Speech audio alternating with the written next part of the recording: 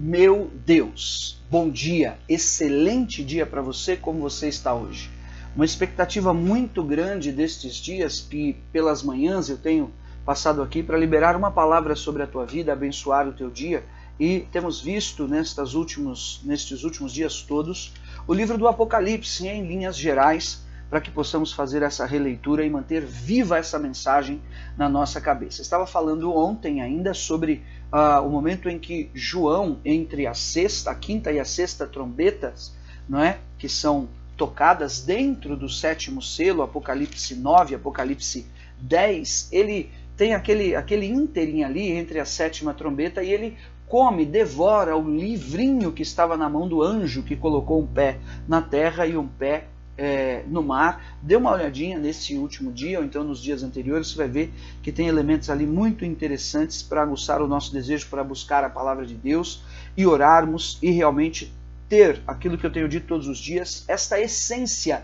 desta mensagem nestes dias: vigiai e orai para não cair em tentação. Ninguém sabe o dia nem a hora, mas nós precisamos estar preparados, consagrados na presença do Senhor.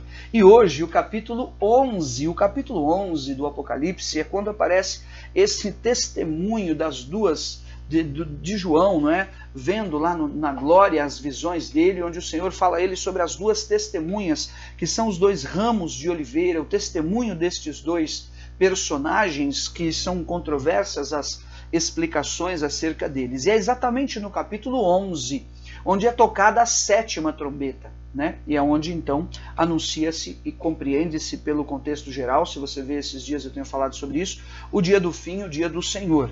Muito bem. Estou em Apocalipse, no capítulo de número 11.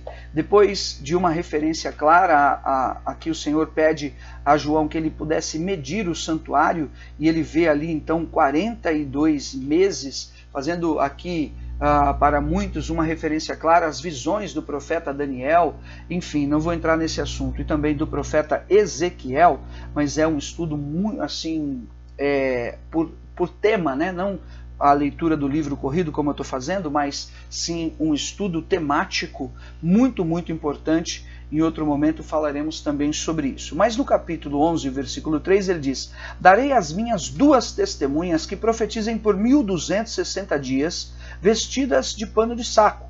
São estas as duas oliveiras e os dois candeeiros que se acham em pé diante do Senhor na terra. Se alguém pretende causar-lhes dano, sai fogo da sua boca e devora os inimigos. Sim, se alguém pretender causar-lhes dano, certamente deve morrer. Elas têm autoridade para fechar o céu, para que não chova durante os dias em que profetizarem. Tem autoridade também sobre as águas para convertê-las em sangue, bem como para ferir a terra com toda a sorte de flagelos, tantas vezes quantas quiserem. Aqui, difícil de precisar o momento da aparição desses dois personagens, da visão, da revelação do Apocalipse, destas duas testemunhas, duas oliveiras, não é? Que estão diante do Senhor como dois candeeiros em pé na terra diante do Senhor. Alguns aqui enxergam uma visão da igreja, né?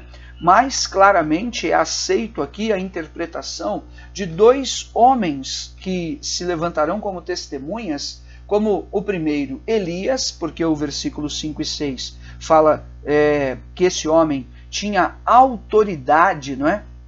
Tinha autoridade para fazer profetizar e fechar o céu e dizer que não chova, fazendo uma referência clara à primeira Reis, no capítulo 17, a Elias, né, que deu aquela palavra contra Acabe e Jezabel nos dias lá da divisão do reino.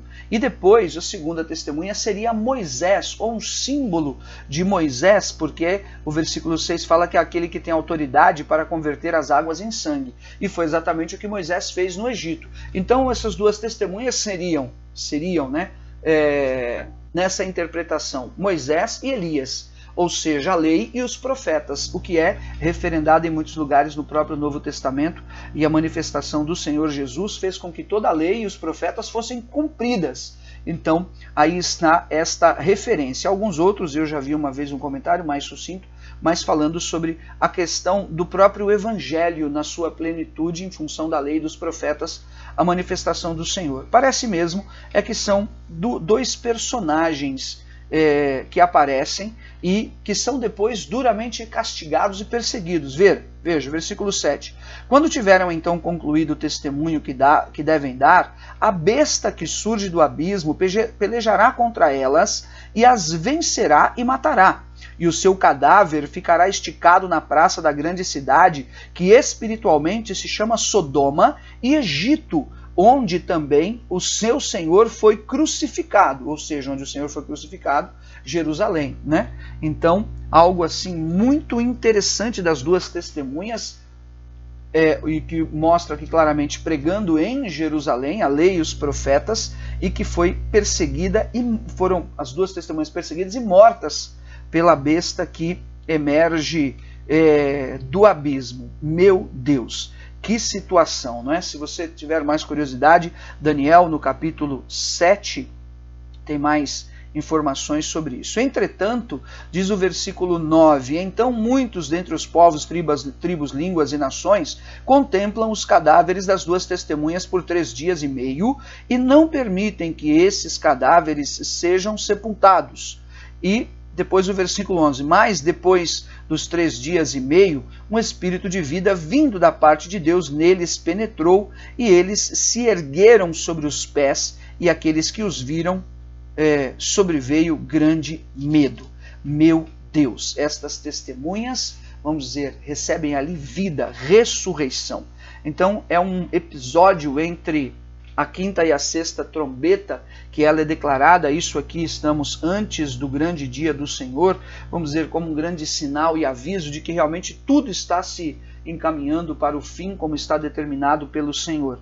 E depois João vai falar sobre a 7ª trombeta, que o anjo vem e toca essa trombeta, e ali vem as vozes dizendo, o reino do mundo se tornou do nosso Senhor, e aí ele segue todo o texto, né? Abriu-se então o santuário de Deus, que se acha no céu, e foi vista a arca da aliança no seu santuário, e sobrevieram relâmpagos, vozes, trovões, terremoto e grande saraivada. Meu Deus! Quando a 7ª trombeta tocar, é o grande e poderoso dia do Senhor, onde a igreja, muitos dizem, já se achará com ele na nuvem branca que voltará com o Senhor, no dia da ressurreição também dos mortos e daqueles que serão arrebatados em vida na presença do Senhor.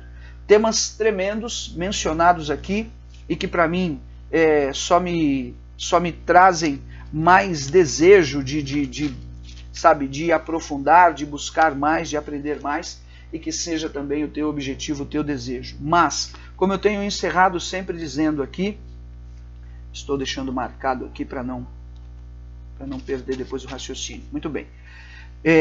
E tenho dito, vigiai e orai, guarde o teu coração, não deixe nenhuma raiz de amargura ou de ira, não se perca diante das ações do inimigo, e as lutas, circunstâncias que você tem vivido não podem ser maior do que a grandeza do Senhor de todas as suas promessas, em nome de Jesus. A minha oração por mim e por você hoje é que estas palavras possam trazer o temor de Deus ao nosso coração, e compreendamos que a nossa vitória definitiva, ela só se dá na glória diante do Senhor. E a minha oração por mim e por você é que o Espírito de Deus, em autoridade, em perseverança, possa nos levantar realmente como guerreiros. Vá guerrear as tuas lutas. Ele tem cura, ele tem libertação, ele tem autoridade e poder na tua vida. Assim eu creio e declaro, em nome de Jesus. Amém? Deus te abençoe, espero não ter te confundido, mas ter te ajudado.